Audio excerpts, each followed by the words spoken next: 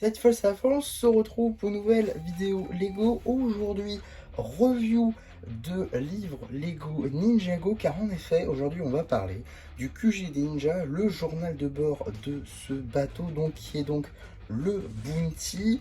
Alors, on le sait, hein, dans la série, il a eu de nombreux, on va dire, propriétaires, en passant par le capitaine Soto, évidemment, en passant par les ninjas, Garmadon, bref, beaucoup de propriétaires et donc beaucoup d'histoires également à raconter. Et donc aujourd'hui, on va donc parler de ce livre qui est sorti pour la première fois en 2021 dans le coffret du QG des ninjas tout simplement, dont j'ai fait une review du coin presse. Je ne sais pas si elle sera sortie au moment où je vous ferai la vidéo de ce livre, je sais pas, on verra. En tout cas, on va tout de suite donc en discuter. Alors on va pas faire page par page, puisque la plupart du temps dans ce livre, il y a tout simplement du retelling, c'est-à-dire on re-raconte ce qui s'est passé dans la série, mais on découvre également de nouvelles choses. Donc on va tout de suite voir tout simplement ces nouvelles choses. Et on va également aussi un petit peu le critiquer, car il y a quelques critiques qu'on peut faire sur ce petit livre. En tout cas, on va revenir là-dessus au fur et à mesure. Je vais donc tourner les pages une à une pour voir un petit peu qu'est-ce qu'il y a de nouveau. Donc dès le début, on n'a que du nouveau. On va dire sur les 5 ou 6 premières pages, étant donné que c'est le capitaine Soto qui écrit et qu'on connaît assez peu de choses finalement sur l'époque où ça appartenait à Soto. Donc on découvre notamment que le bateau a coulé plusieurs fois. Il me semble, si je ne dis pas de bêtises, qu'il l'a fait au moins 2 à 3 fois. Donc il l'a fait faire par des ouvriers. Donc voilà. Enfin, à partir donc du troisième, c'est ça, donc la troisième fois que le bateau arrive, et donc il parvint à aller sur l'eau, donc ça c'est plutôt cool. Donc on apprend qu'il a coulé au moins une fois avant d'avoir même quitté le port. Donc voilà, les ninjas ne sont pas le premier à avoir reconstruit plusieurs fois le Bounty. Donc voilà, ça c'est plutôt intéressant. Le Bounty a toujours eu cette malchance visiblement de couler une fois par histoire. On a également donc Soto qui, on va dire, traite un petit peu mal son équipage. On va aussi découvrir que, eh bien, il va prendre son équipage de plusieurs endroits différents. Il ne l'avait pas de base. Il l'a construit au fur et à mesure de ses différentes aventures. Également, on peut voir à la page 4 qu'il a rencontré un serpent, du coup, dans la ville de Styx. Donc ça, c'est plutôt marrant. On voit que Soto est passé par l'île de Styx. Et on voit que surtout que ce serpent, on va dire, a un chara-design qu'on ne peut que connaître. Effectivement, il ressemble énormément à Acidicus. Acidicus qui du coup n'est jamais cité ici. Le nom Acidicus n'est jamais cité, ce que je trouve un petit peu dommage d'ailleurs. Mais le chara-design fait beaucoup penser à lui, donc on peut imaginer que à ce moment-là, les serpents n'étaient pas enfermés normalement, puisqu'ils ont été enfermés au bout de la saison 4, enfin au bout de la guerre, pardon, la guerre serpentine. Donc voilà, également un petit truc à dire, évidemment en anglais au lieu de dire serpent, ils disent serpentine, sauf que du coup ça a été traduit serpentine. Donc ils disent j'ai gagné aux cartes contre un serpentine. C'est un peu dommage, ça casse un petit peu le côté canon aussi, mais ce n'est pas la seule fois où ça l'est. Donc ça, je trouve c'est un petit peu dommage dans ce livre, c'est qu'il y a beaucoup de, on va dire, traductions Google-esque. C'est-à-dire que c'est pas les vraies traductions qui ont été choisies, par exemple pour la série ou même pour d'autres livres. Là, c'est vraiment une traduction, tout ce qu'il y a de plus sobre.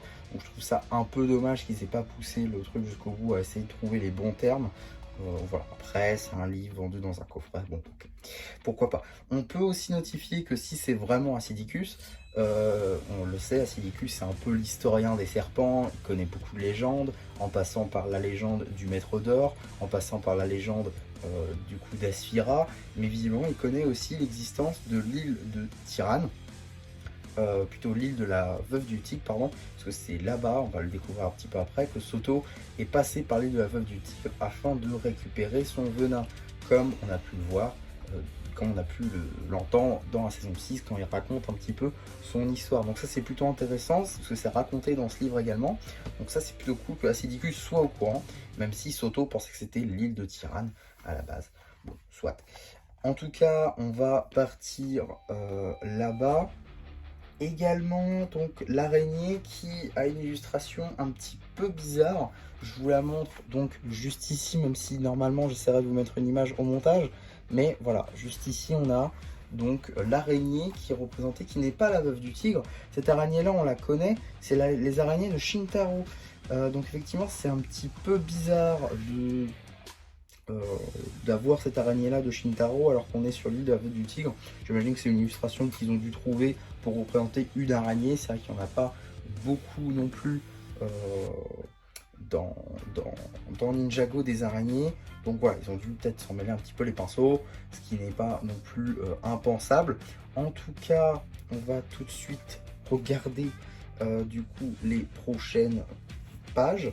En passant par du coup Soto qui fait une petite bataille sur l'île de la veuve du tigre et parvint à récupérer son venin, alors que je crois que c'est Pete qui est on va dire un petit peu en mauvaise position face à l'araignée.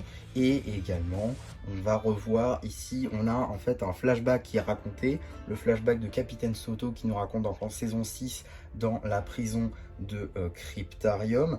Cette prison là du coup où il nous raconte eh bien, un petit peu l'histoire qu'il a vécue avec Nadakan, et là visiblement elle est racontée également dans ce petit livre. On nous raconte donc un petit peu la bataille, on voit une petite illustration de pirates qui un petit peu donc se battent, et surtout on nous raconte eh bien que Soto a réussi à capturer Nadakan effectivement grâce à la théière et au venin surtout. Voilà, ça c'est raconté donc en 7. En gros, ça se passe entre le 6 et le 7. Et après ça, ils ont dû couler car la 8e page, c'est directement Zane qui écrit donc dans ce journal de bord, juste après avoir trouvé le bateau, ce que je trouve d'ailleurs plutôt marrant, ce qu'il n'a pas attendu de ramener les ninjas dans le bateau avant d'écrire. Donc ça c'est plutôt sympa je trouve. Également on a un petit plan du faucon qui est représenté, voilà, et on connaît également la saveur de la tarte qu'a fait Zane donc en saison 1, qui est donc framboise, pomme et prune, ce que je trouve d'ailleurs plutôt marrant donc comme petit détail là encore. Ensuite on a un petit retelling de la saison 1, voilà, avec quelques petites choses, pas grand chose de nouveau à ce niveau là.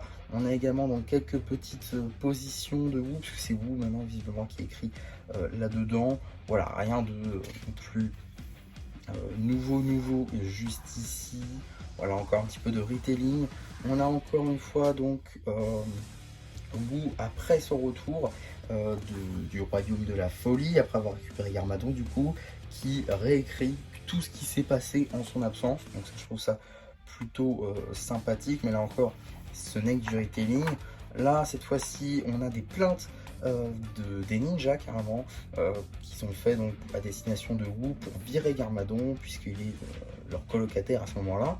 Bon voilà, c'est tout ce qu'on a vu en saison 1, là encore ça ne raconte rien de nouveau. Donc on va tout de suite passer à après. On a notamment la fête après la défaite, demi-défaite on va dire, de Peter.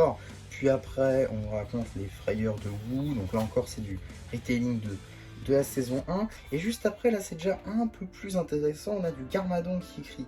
Et ça je trouve ça franchement sympathique, puisqu'on apprend également que Garmadon a lu ce qu'a écrit Wu, qui trouve ça particulièrement ennuyeux et qui donc présente un petit peu son plan.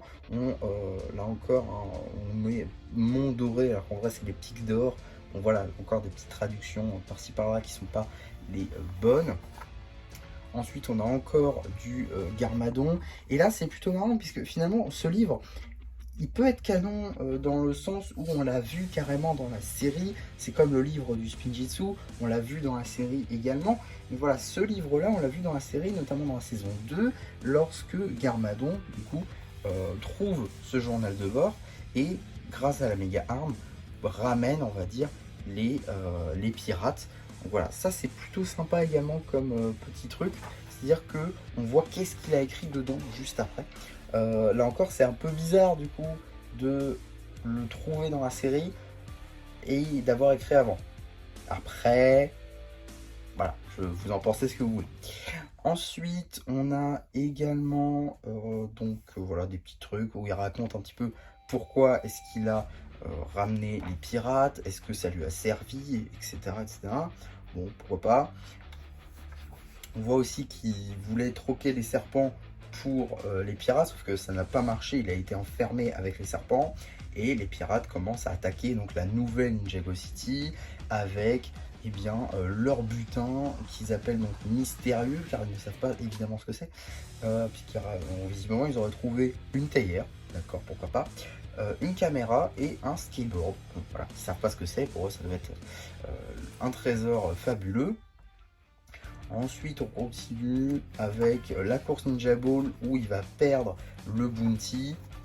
Et cette fois-ci, on recommence avec les ninjas où ils ne vont plus jamais perdre le bounty. Ils seront toujours à eux, malgré de potentielles casses évidemment qu'on connaît de par la saison.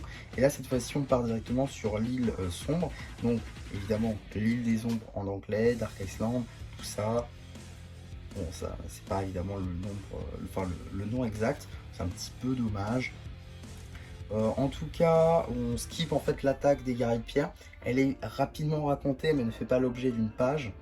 On a aussi les étoiles dentées. Donc j'ai plus le nom exact, je sais que c'est pas ça. En tout cas, on a aussi une confirmation comme quoi elles viennent de la terre des monstres. Donc ça, c'est plutôt cool aussi, ça rajoute du lore. Je trouve ça plutôt sympa. On va revenir là-dessus d'ailleurs au fur et à mesure de la vidéo. On a également, cette fois-ci, un retelling finalement de la saison 2 avec donc Zane qui retrouve son père. On a le Léviathan. On a ensuite l'attaque des guerriers de pierre. Ensuite Lloyd qui découvre le pouvoir d'or. La fin de la saison 2 avec la bataille finale. On skip totalement la saison 3 et on passe très rapidement également sur la saison 4 avec donc le bounty qui va vers le couloir des anciens. On a également le petit truc entre Garmadon Misako et Misako et Wu. Voilà, on a également, ça je trouve ça d'ailleurs plutôt sympa, les plans en fait de la statue de Garmadon dans le couloir des anciens. Ça je trouve ça plutôt sympathique. Voilà, ça c'est plutôt sympa d'avoir des petits détails en plus. On a également cette fois-ci un retelling de la saison 5. Voilà, pourquoi pas. Un petit, très rapide retelling de la saison 5.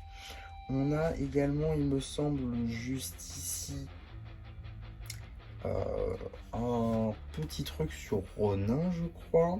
J'avais lu un truc et que si... Voilà, Nia ne fait pas confiance à Ronin, visiblement. Voilà, donc Nia ne lui fait pas confiance. Là, elle le dit explicitement. Ah oui, voilà, c'est ça. Les Alpes de la Lamentation.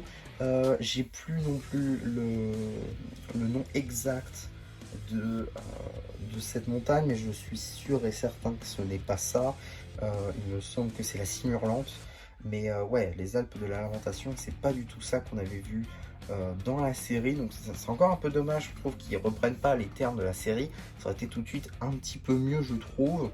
Ensuite, on a un petit dessin de Jay juste ici de la prééminente, plutôt sympa parce que vraiment ça ressemble à ça, donc je trouve ça plutôt cool que Jay voyait un peu juste sur à quoi elle ressemblait à la prééminente. Plutôt sympa. D'ailleurs, Nia va y faire référence juste après en disant que Jay avait raison, que ça ressemble exactement à ça. Également, on va avoir une petite photo qu'on n'a pas vue de la série, car effectivement, juste après donc la bataille finale, les ninjas refait une sorte de fête pour fêter un peu leur victoire justement, sauf que, eh bien, ils ont l'air un peu fatigués, quoi, donc ils n'ont pas trop célébré non plus. Donc, pourquoi pas, petite photo en plus, donc juste après avoir gagné, ils auraient organisé une fête, mais ils n'étaient pas à fond dedans. On skip totalement la saison 7 pour passer à la saison 8, et là c'est un retelling assez évident de la saison 8 du coup, entre l'histoire d'amour entre Lloyd et Harumi, avec Lloyd qui écrit du coup pendant le début où il trouve le bounty dans les docks, il écrit dans le journal, pourquoi pas, voilà. Il fait des petits dessins comme ça, on lui dit c'est pas vrai, mais bon, j'essaie d'y croire, plutôt mignon. On continue avec cette fois-ci les mésaventures avec le bébé Wu. Également, il y a Nia qui écrit donc et qui dit que une fois qu'elle aura vérifié l'alimentation électrique, elle ira chercher un magasin pour pouvoir acheter quelque chose pour le bébé. Sauf que visiblement, ça n'a pas été le cas. Ensuite, il y a un petit retelling de ce qui s'est passé dans les derniers épisodes, avec également comment est-ce que Krabi a été convaincu. C'est visiblement par le bébé Wu qui l'a convaincu, bon, plutôt mignon, là encore. Nia qui dit qu'elle a toujours détesté Harumi, d'accord. On a également donc le retour de Garmadon qui est cité, comment Lloyd a été retrouvé, donc là encore retelling de la fin de la saison 8.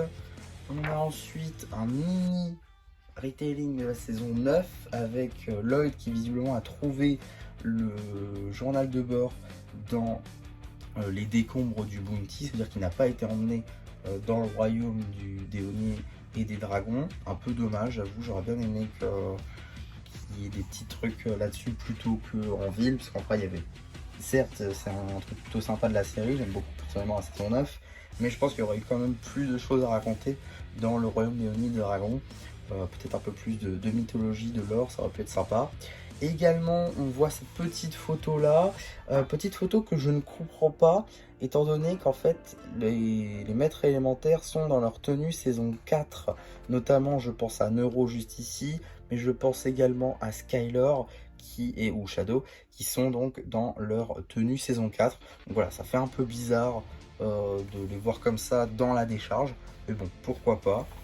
En tout cas, on a fini avec la saison 9, on attaque directement avec la saison 10. Il n'y a pas beaucoup de choses nouvelles qui sont dites, mis à part que Nia a des doutes sur Jess, il va bien ou pas, elle pense qu'il a mal à son genou, pourquoi pas. Voilà, c'est dit notamment à la page 52. On a un petit dessin aussi plutôt sympa ici donc de Garmadon en fée qui me fait beaucoup penser au même qu'on avait eu je crois l'année dernière ou cette année, début d'année, sur Garmadon en costume de danse. Voilà, ensuite mini reading de saison 10 jusqu'à la fin. On a aussi un petit au revoir pour Cole quand il est tombé. Voilà, ça c'est aussi plutôt sympathique que ça a été fait ici. Ensuite, on a direct la saison 11 avec donc en quête d'une quête où ils vont dans le désert du destin et non pas du malheur.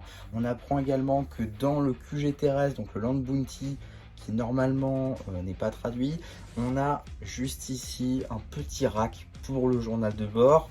Voilà, ça c'est plutôt sympa. Ensuite, on a le plan de Zane qui est détaillé pour entrer dans le scarabée et sortir avec le moteur. Pourquoi pas. Donc voilà, ensuite on a Zane qui est revenu de Boherny. Ensuite on a alors voilà, ça c'est horrible, le royaume abstrait. Alors on connaît beaucoup de traductions en passant par le royaume jamais gelé, le royaume de non-retour et maintenant le royaume abstrait. Ça commence à faire beaucoup, je trouve. Il faudrait se mettre d'accord sur un nom à la fin. Ouais, le royaume abstrait, ça fait mal pour le coup. Ça fait très très mal. Ouais, non, ça fait très très mal. Ça fait très très très très mal. Ouais, donc ensuite on passe directement au royaume donc de non-retour, de jamais gelé comme vous voulez.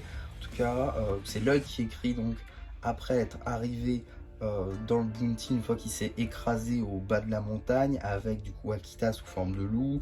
Il raconte sa mésaventure dans le couloir de Wojira d'ailleurs.